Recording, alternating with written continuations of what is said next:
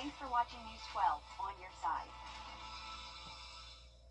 Marcus Kitchen is my new daily coffee stop. Gourmet beans are freshly ground for every cup. Get your own cup of great tasting, freshly brewed coffee at Parker's Kitchen. Live from Augusta, you're watching News 12 live at 5. We're seeing some rainy weather and cold temperatures today across our area. And 4 years into a project in Columbia County, we have another update from officials. Good evening. I'm Meredith Anderson. We'll get right into your first alert weather, where winter definitely feels like it is here to stay. Riley, how long can we expect this cold and rain to stick around? For the next couple of days, Meredith, at least through Friday, we're looking at well below average temperatures. So right now, 10 minutes. All right. Thanks for that, Riley. For the last 4 years, Fury's Ferry in Columbia County has caused traffic delays and headaches. And with disasters like Hurricane Helene extending the construction timeline there, officials, well, they're trying to wrap things up. With continued growth in Columbia County, the traffic delays, well, they're not seeing much relief at all, or any, until the project is done. Your Hallie Turner is live at 5 at Fury's Ferry Road right now. And Hallie, what did they have to say when you talked to officials about this very busy road? Yeah, Mayor, well, rain or shine, leaders say Fury's Ferry Road sees more than 19,000 cars a day. It's just now 5 o'clock, so you're starting to see peak traffic hour come into play. And that's because the population's growing in Columbia County. And leaders say that means the roads have to grow too if they want to stay ahead of the game. Now, some neighbors tell me when it comes to traffic, the last 4 years have been nothing but chaos. And county engineering says they don't disagree.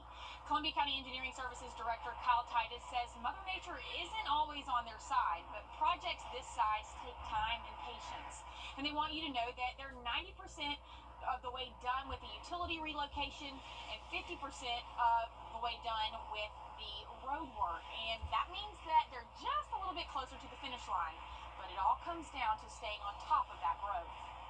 The big need is the county's been growing, as most folks know, and the growth of the county has worked its way toward the outer band. The William G. Parkway corridor is where the growth county is now, and pushing out further north and west. Serving those folks headed to Harding Ranch Road, which of course turns into William G. That's making sure that we have enough capacity on these roadways to serve our growing population has been the need, and it's going to pay off well. Now, coming up all new tonight on News 12 at 6 o'clock, we're giving you a closer look at when these orange barrels will be out of here. And a lot of people will be happy about that. I know a lot of us get stuck in that traffic quite often. Thanks, Hallie. A man is charged with cruelty to children in the first degree tonight after allegedly hitting a juvenile. Arrest warrants state 35-year-old Ricky Lal hit a 9-year-old boy in the right eye with his hand, causing bruising. It happened in a house. He was arrested yesterday. Bond had been set at $25,000. Tonight, Georgia Senator John The General Assembly returned to its work at the State House just over a month ago, but a controversial bill to reinstate South Carolina's private school voucher program is already more than halfway to the finish line of the governor's desk. Your South Carolina State House reporter Mary Green explains what could come next. Senators passed this school voucher bill last month, moving it over to the House of Representatives, which held its first hearing on the legislation of this year Wednesday. As it stands now, the bill would give thousands of dollars a year in state money to up to 15,000 families below an income threshold to use on certain approved expenses, including private school tuition. Last year, the state Supreme Court found this type of spending of public dollars directly benefiting private schools violated South Carolina's Constitution. The Senate passed a bill this year that tries to get around that ruling by funding this program with lottery revenues. But House Republicans aren't on board with that idea and instead have indicated they're considering paying for it with taxpayer money from the state's general fund, the same funding mechanism the court struck down. The lottery funding introduces a novel concept, and in the world of law, that opens up an entirely different lawsuit scenario. In my mind, I would rather continue the trajectory that we're on and try to refine the question that was asked of the court prior. Now, hanging over all of this addition is the fact the Supreme Court bench that struck down that private school funding model last year is slightly different than the bench's makeup now. So it is possible that lawmakers might hope to see a different outcome on similar legislation from a different court. Reporting from the State House, I'm Mary Green. Today's public testimony also represents the first time lawmakers have taken public testimony on the bill this year. Senators fast-tracked the legislation last month, saying they've heard many hours of testimony on this subject over the last few years. After high demand for tickets at her first 2 shows that then became 3 shows in Atlanta, Beyonce is adding another. She has announced a 4th and final performance at Mercedes-Benz Stadium July 14th. This would make her the first artist to perform 4 nights at one stadium in a tour. Pre-sale tickets for the new date are on sale now until tomorrow morning at 11. The general sale, that goes live Friday at noon. For some women in a Georgia jail, they've learned how to still be a parent while away from their kids. A parenting class at the Cobb County Jail aims to help them see themselves beyond whatever they did to end up behind bars. I have 2 children. I have an 11-year-old son and a 2-year-old daughter. She just turned 2 on Super Bowl Sunday. And I was having some difficulties staying connected with my children. Why don't we give them all the things that they need to be successful as parents? Because we can all use help and we can all improve every single day. So far, 9 women have graduated from the Parenting 101 class. After sudden layoffs, a Georgia nonprofit is facing backlash from those former employees. We'll show you what they're saying the company did coming up. Riley? Well, we do have a very cold Thursday on tap. Wind chills below freezing. It will likely stay feeling like the 30s most of the day tomorrow. Have a look at it coming up just after the break. Time and Temp, brought to you by your First Alert weather team. It's the coldest time of year in the CSRA. To stay up to date on anything winter weather to severe weather, download our First Alert weather app to get the most accurate forecast in our area. Great, thanks, Riley. The new Georgia project is in some hot water tonight with some of its former employees. They're speaking out against the nonprofit about the reasons several workers were suddenly laid off. Doug Wrdw has more on what group leaders are saying. This is the group that was founded by 2-time gubernatorial candidate Stacey Abrams, and over the years they have registered thousands and thousands of Georgians to vote. And that is what former and current MGP employees tell me they fear the most. If something were to happen to this group, voters could lose access to a vital grassroots resource. And now I'm stuck, trying to find a job, no health insurance. It's been a strong struggle since I got laid off. Fired employees of nonprofit New Georgia Project speaking up Tuesday against what they say is retaliation. After claiming the board was making poor spending decisions and losing donors, some workers tried to unionize. Chuck Stiles with the local Teamsters. Right after we announced it, we marched on the boss, as we would say, and demanded recognition. They started laying our supporters off. Stiles says it's illegal to fire workers for trying to unionize. He plans to file a complaint with the National Labor Relations Board to get workers their jobs back and back pay. Former and current employees say the issue is with leadership, namely Board Chairman Francis Johnson, the Statesboro attorney, over what they say is misuse of money. Funders and donors are worried about us not being able to use our money correctly because you have a man that's okay with spending $55,000 on t-shirts. The NGP Action Fund Board responded Tuesday, telling Atlanta News First, quote, NGPAF is committed to following up on our partners in organized labor to ensure compliance with applicable law. Workers find some irony in this all. You paid me to organize and make this thing a better place, make Georgia a better state for all of us to live in. And as soon as I start trying to make my workplace a better place, you're like, no, you gotta go. And they're worried about where this leaves voters now that one of the state's biggest grassroots organizations is in peril. Those are people who are going to go untouched. Those are people who are not going to be encouraged to turn out to vote, who are possibly not going to get registered to vote. Stacey Abrams, who may run for governor again, has said that she has not had an affiliation with New Georgia Project in several years, but her other nonprofit, Verified Action, tweeted out support for those fired workers just today. Workers at the New Georgia Project say they are now worried without a full staff and donor support. Again, they will not be able to help as many people.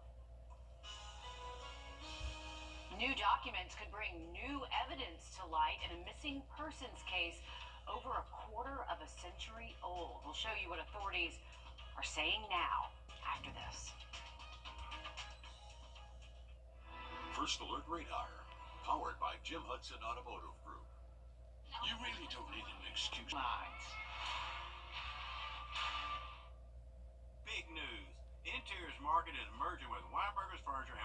celebrating with a huge consolidation sale. And right now, save up to 50% off all of our Made in America furniture. Save on stylish sofas, elegant dining sets, and American-made mattresses. This is your chance to grab amazing deals as we combine our inventories. With up to 50% off, you can transform your home without breaking the bank. Can you save big at Weinberger's Made in America sale? Yes, you can. Look at this one under eye. The University of South Carolina's mascot is on a mission across the state. We'll show you what he's trying to accomplish coming up, Riley. Well, we have a very cold outlook heading into tomorrow. High temps only in the mid and upper 40s. It's going to be a chilly day as well as pretty breezy. Another quick look at the forecast just after the break. FoundationDamAmusements.com.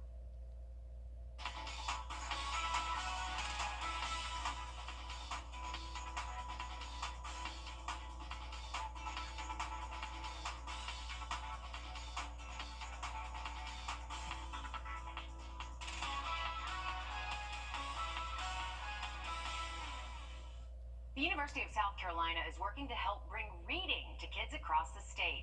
Cocky's Reading Express, led by, of course, the school's mascot, aims to give away 20,000 books to students in South Carolina. At one school, USC students read to kids using slideshows and other interactive activities and gave each student a book to take home. That's pretty cool, although I wonder if they went home to any of their parents who were big Clemson fans and said, guess what?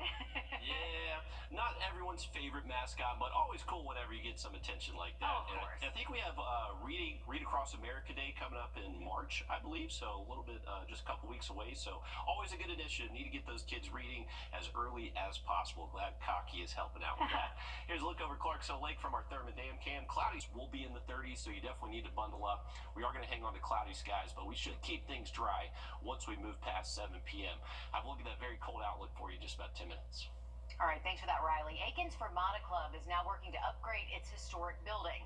This is a 180 from where we were last year, with the club looking to sell all 5 acres. Oh yeah, after members denied the sale last year, their focus is now on making this community pillar better than ever now. The plan was to sell the club to Tiffany and Tiffany LLC.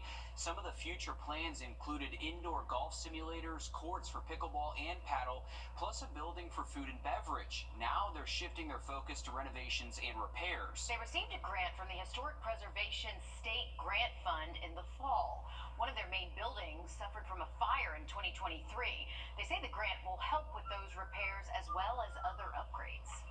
So our pool has a beautiful new surface. We have 6 tennis courts here, and we have one that's been recently resurfaced, and we're working on resurfacing more of those tennis courts. Our most exciting thing is that we're having so much fun socially together. There's a great group of people that are really getting on the ball with planning events for our club, planning events for our members so that we can enjoy. And we spoke with a member who says the club holds some special memories. Hear what she had to say about the club's future, coming up all new on News 12 at 6 o'clock. A Georgia mother is suing her fertility clinic after she says her IVF experience turned into a nightmare. This happened in Savannah back in 2023, where she claims staff transferred her the wrong embryo, leading her to give birth to a baby she was not biologically related to. The 41-page lawsuit claims the baby is African American, while the mother and her sperm donor were both white. After a 5-month custody battle, the mother was forced to give her baby to his biological parents. Her lawyer says they are still trying to figure out how this happened and pointed to what he calls a lack of regulation. They destroyed my life. It's affected the lives of his parents who didn't get their child for the first 5 months. Whatever needs to be done to protect anyone trying to build their own family so that this isn't something that happens again. The IVF company, Coastal Fertility Specialists, released a statement saying they deeply regret the distress caused by this, quote, unprecedented error that resulted in an embryo transfer mix-up. The mother is suing for more than $75,000 and other damages. Today, lawmakers and advocates at the Georgia Capitol asking the state to do better when it comes to access to mental health care. Georgia ranks 48th out of 50 for access to health care, resources, and insurance. Your Georgia State House reporter Abby Kasoris explains what providers, patients, and lawmakers want to see done to really connect people with the services they need. According to the National Alliance for Mental Illness, 1.4 million Georgians have a mental health condition. More than half didn't receive treatment last year, most citing costs. It's like $2.50 an hour. I guess I won't get help, right? Malika Holloway says she's glad she found another option. Her therapist, Jonathan Tucker, helped her when she was a danger to herself. The saying is, if it don't make dollars, it don't make sense. And as we're continuing trying to monetize various things, if we're not seeing money come from it, then there's not a rush to deal with it. Tucker is one of the state's 14,000 trained mental health professionals. He says many people don't know they can file a complaint to get insurance coverage under the Georgia Mental Health Parity Act. When it was passed in 2022, the Mental Health Parity Act was seen as a huge win, making sure that insurance companies cover mental health and substance abuse like they would a broken arm or chemotherapy treatments. But talking with people today, they say it's not happening. State Representative Mary Margaret Oliver co-authored the legislation. She says it needs teeth. The insurance industry is blocking too many reforms that we need to move forward with. At the Carter Center's Mental Health Parity Day, Oliver announcing incoming legislation to require insurance companies enforce parity. We have some catch up to do. Carter Center Mental Health Program Director Eve Bird says to advance mental health care policy, Georgians need to know their rights. They're going door to door with a new campaign. Our work will not be over until every Georgian knows that it is that if they have public or private health insurance, they have coverage for their mental health treatment, and their insurer is covering the health of their mind on par with the rest of their body. It's in line with our founder's goal. Rosalind Carter, a champion for mental health parity. It's like unacceptable. And to know that people, they don't know and they don't have access, they can't afford it. The Carter Center says their latest campaign will focus on underserved communities, especially talking to women who make healthcare decisions for their whole family. Last year, a campaign in Albany and Savannah meant that other families were signed up for critical care. In Atlanta, I'm Abby Kasoris. A robot upgrade is transforming cancer surgery in South Carolina. You might have seen the Da Vinci surgical robot before. It's a 4-arm device that helps doctors in abdominal or chest surgeries. But when it comes to more delicate surgeries in the mouth or throat, the Da Vinci SP is now helping doctors have more precise control. It has only one arm, helping with tricky surgeries like cancers around the tonsils and nasal area. With this single port, what it allows us to do is to get into tighter spaces and to see the tumors more naturally. And then if you can see things better, it's obviously easier to remove cancers that are in that area without removing as much normal tissue. One South Carolina doctor says cancers and viruses that attack the throat are becoming more common, and robotic surgery like this leads to higher cure rates when caught early. The robot also helps reduce recovery times by removing less tissue. Millions of Americans, including our veterans, suffer from persistent ringing in their ears. It's called tinnitus. After the break, we're taking a look at how it can be treated. Riley? Well, a cold start tomorrow morning, most spots within a degree or two of freezing, but it's going to feel below freezing with a little bit of wind tomorrow. Breezy throughout the day, and that cold air sticks around. Full forecast coming up. Time and Temp, brought to you by your First Alert weather team. Introducing the First Alert Radar Network. With up to 10 times the resolution of other local radars and technology that can pinpoint right down to your street. First just got faster. Please join me for a live educational webinar where I'll break down every aspect of Medicare. I promise you'll walk away feeling confident and prepared to take the next step on your Medicare journey. It's free to join, and you can sign up right on our website, rdu64.com. I'm here with Chris Cudahan. Time and Temp, brought to you by your First Alert weather team. Introducing the First Alert Radar Network. With up to 10 times the resolution of other local radars and technology that can pinpoint right down to your street. First just got faster. Please join me for a live educational webinar where I'll break down every aspect of Medicare. I promise you'll walk away feeling confident and prepared to take the next step on your Medicare journey. It's free to join, and you can sign up right on our website, rdu64.com. I'm here with Chris Cudahan of Leaf Filter. What is the problem with a clogged gutter? Rotten fascia, rotten soffit, mildew, mold in the attic. So how can Leaf Filter fix this problem? So the first thing we're going to do is professionally clean out all your gutters, realign them, install our Leaf Filter system that allows nothing but water. Just give us a call, set up an appointment. We'll come out, give you a free gutter inspection. To schedule your free inspection, call 833-LEAF-FILTER or visit leaffilter.com. So what do you think about these? Warm and make sure you're using those space heaters safely if you are going to pull those out the next couple of days. For the weekend, we do get a little bit warmer for those afternoon high temps. The next week, the 70s make a return by Tuesday. Oh, that sounds so good. Thanks, Riley. For millions of people, there's a constant noise in their ears, and it doesn't go away.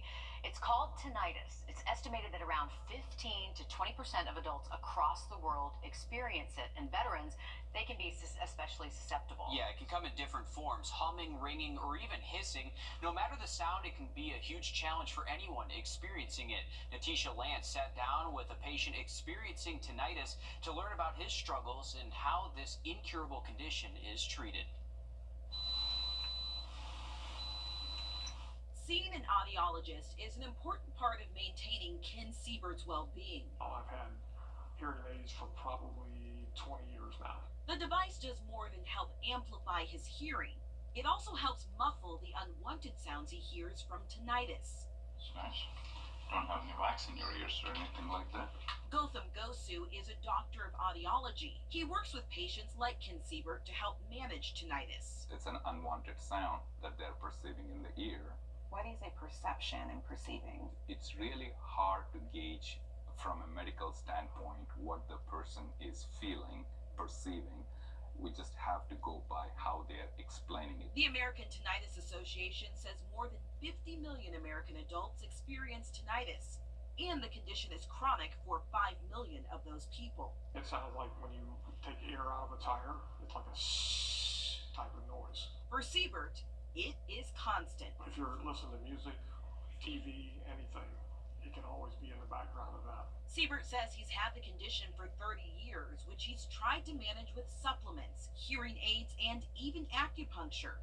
While some of the methods have helped, nothing has gotten rid of it completely. Yeah, I hate to say it, but sometimes you almost get suicidal with how loud this stuff gets. It just drives you nuts. A study published in 2023 in Brain Sciences found those with tinnitus have higher rates of depression and suicidal ideation. Even in those cases, working with a psychologist, cognitive behavioral therapist, or something like that, it really helps them. Determining the right treatment plan comes down to the cause, which can be tricky to identify. The tinnitus can come from as simple thing as a wax in the ear, hearing loss, to blood pressure, your TMJ issues, dental issues, all the way to acoustic neuromas. Gosu says we all get ringing at some time or another, but suggests getting checked out if it's happening frequently. If you start noticing it like 2-3 times a week or something like that, there might be something going on. The cause for the condition is unknown, but tends to be more common among those with loud jobs like musicians and veterans. But in cases like Siebert, there's no obvious explanation. Now it's just finding the best way to manage it. So I've tried everything, and I can't make it go away. The hearing aids help me overall to live a more wonderful life, if you will, but I still always have it in the background. Natisha Lance for On Your Side Tonight. First Alert Radar, powered by Jim Hudson Automotive Group. Are your creditors keeping Our family helping yours. In the last few weeks, 2 apps from China have hit the top of the App Store charts and are downloaded on millions of smart devices. And now security experts warn you should delete them immediately. Your consumer tech reporter Jamie Tucker explains. These apps are DeepSeek and Wrdw, and you may have one or maybe even both apps on your phone right now. And experts say these apps are more dangerous than TikTok ever was. A Wrdw is a TikTok alternative popular in China. The app is used to upload and view funny video clips. So when TikTok stopped working amid the ban, millions downloaded it. DeepSeek, if you haven't heard, is an AI engine more powerful and cheaper than ChatGPT, capable of doing deep dives into research, building codes, and creating presentations. Now, both of these apps share a lot of information with Chinese companies. It says so right in the terms of service and privacy policies. A Texas lawmaker even describes DeepSeek as TikTok on steroids in terms of sending personal information to the Chinese government. Lawmakers are working now to ban it in the U.S. Now, one danger is that user information shared with China can be used by state-sponsored actors in cyber attacks. What are the other options? Popular creators on TikTok are using Wrdw, but you can still find them on TikTok and Instagram. And what to use instead of DeepSeek?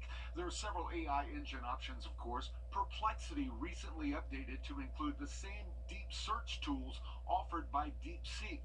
Both of these apps are known to collect vast amounts of personal information, including your browsing history, your location, and your device details. You are strongly urged to delete these apps and use something else. That's What the Tech. I'm Jamie Tucker. Okay, we are just one game away from finding out who's joining the Curtis Baptist girls basketball team in Sumter for the Skeeza State Championship. Augusta Christian basketball is back in the state semifinals in 4A, Alyssa. Yeah, it should feel like deja vu at this point when you're talking about the Lions. This is their 5th straight appearance in the Skeeza 4A state semifinals. Just a quick lowdown for you in the history of this team. In the last 4, they've won 3 and lost 1 in the state semifinal round. Of the 3 that they've won, they went on to win state in 2 of those, falling just short of a three-peat last season.